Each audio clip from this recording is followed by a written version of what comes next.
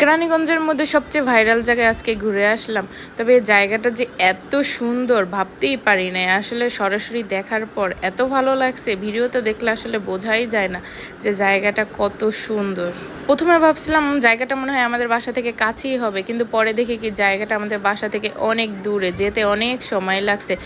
আজকে হঠাৎ করে আমার হাজব্যান্ড বলে কি চলো তোমাকে একটা সুন্দর জায়গায় ঘুরতে নিয়ে যাব, জায়গাটা অনেক সুন্দর। আমি বলি কোথায়? বলে কি চলো, যাওয়ার পরেই দেখতে পারবা।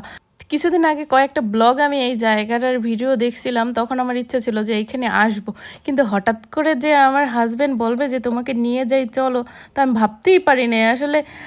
একদিকে আমার ইচ্ছাও ছিল, আবার সে হঠাৎ করে নিজে থেকেই বলে ফেললো। আমার আর তাকে বলাই লাগলো না যে চলো এই জায়গায় ঘুরতে যাব। মানে এত খুশি লাগতেছিল এখানে আসার পর, আসলে মনে মনে চাইছিলাম সেখানেই চলে আসলাম। তবে এই জায়গাটা কিন্তু বর্তমানে কেরানীগঞ্জের অনেক ভাইরাল একটা জায়গা, বিভিন্ন ব্লগেই আমি এই জায়গাটার ভিডিও দেখছি। তাই এখানে কিন্তু অনেক বোটও ছিল, যে ছেলেমেয়েরা চাইছিল যে ওরা বোটে উঠবে, কিন্তু আমি ভাবলাম যে আসলে নদীতে যে পরিমাণে ঢেউ আর বোটগুলো ছোট ছোট, ভয় লাগতেছিল যে আসলে বোটে ওঠার পর। আর আপনাদের ভাইও হচ্ছে সাঁতার জানে না, তো এই বাচ্চা কাচ্চা নিয়ে আসলে বোটে ওঠাটা আমার কাছে রিস্ক মনে হইলো, তাই আর বোটে উঠলাম না। কিন্তু আমার মেয়ে অনেক মন খারাপ করছে, ও চাইছিল যে বোটে উঠবে, কিন্তু অনেক বোঝাই শোনাই ওকে থামাইছি, আর ওর পছন্দের ওকে আইসক্রিম কিনে দিয়েছি যাতে ও একটু শান্ত হয়। তো ওদের এখন পানি তৃষ্ণা পাইছে, আমি আবার ওদেরকে পানি দিতেছিলাম।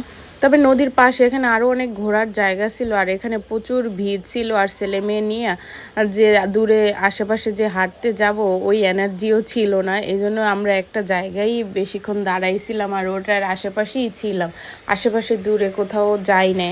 তবে আজকে নদীতে কিন্তু প্রচুর স্রোত ছিল, অনেক মানুষই বোটে উঠছে। তবে তাদের সাথে তো কোনো ছোট বাচ্চা কাচ্চা ছিল না, বেশিরভাগই দেখা গেছে কি সবাই বড় বড় ছিল।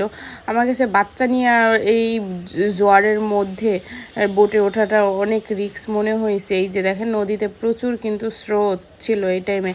আমার ছেলে মেয়ে তিনজন এত আইসক্রিম পছন্দ করে, আমার ছোট্ট মেয়েটাও প্রচুর আইসক্রিম পছন্দ করে, কিন্তু ও আইসক্রিম খাইলে আমার ভয় লাগে, এই বুঝি ঠান্ডা লাগলো। দেখেন আইসক্রিম খেয়ে কী করছে, মুখ টুক মেখে ফেলছে। বাইরে গেলেই বলে আইসক্রিম দাও আইসক্রিম দাও। তো এই পেশে আবার দেখতেছিলাম একটা বুড়া চাচা তার গাছের পাকা কলা নিয়ে আসছে। তো চিন্তা করলাম আমার ছেলে মেয়ে তো কলা খেতে অনেক পছন্দ করে, আর কলা তো বাচ্চাদের জন্য অনেক উপকার, তাই ওদের জন্য গাছের কলা কিনে নিলাম। নদীর পাড়ে এখানে আবার অনেক ছোট ছোট রেস্টুরেন্ট আছে, আবার চটপটি ফুচকার দোকান আছে। তো এই পেশে আমরা আবার আসছি, দেখি কি খাওয়া যায়। তা আপনাদের ভাইয়া অলরেডি কিন্তু কি যেন কিনে খাওয়াও শুরু করে দিছে, একটা প্যাকেট নিয়ে আমাদের জন্য নিয়ে আসছে। আমি আবার একটা ঝালমুড়িও নিলাম, এখন রেস্টুরেন্টে অর্ডার দেবো। যে জিজ্ঞেস করলাম ওরা কি কি খাবে, তো ওরা ওদের পছন্দের খাবারের কথা বললো, আমি বললাম।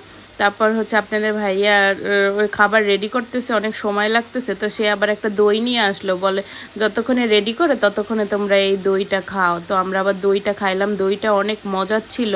তবে এইসব জায়গায় হচ্ছে কি গরুর অনেক ফার্ম আছে, তো দুধের যে জিনিসগুলো দই টই এগুলো কিন্তু খুবই মজার হয়। তবে এখানে খাবারটা বানাতে গেলে অনেক দেরি করে ফেলছিল, এর মধ্যে দেখা যায় যে কালে সন্ধ্যা হয়ে গেছে, আজানও দিয়ে দিছে। আমি আপনার ভাইয়াকে বলতেছিলাম এত দেরি করতেছে যে আমরা বাসায় যাব কখন, বাচ্চা কাচ্চা নিয়ে আসলে সন্ধ্যা হয়ে গেছে। তারপর আবার নদীর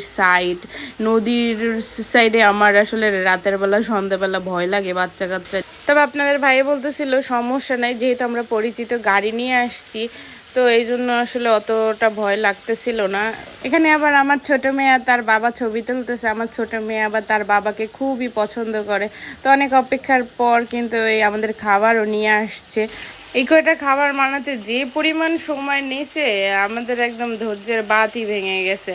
তো এখানে খাওয়া শেষে আমার মেয়ে বললো কি জুস খাবে, তো ওদের জন্য আবার এখানে জুস বানাইতে দিলাম। এখানে একদম পিওর ফল দিয়ে জুসটা বানাই দেয়। তো আজকে ব্লগটা এই পর্যন্তই, আপনাদের কাছে কেমন লাগছে অবশ্যই কমেন্টে জানাবেন। আল্লাহ হাফেজ।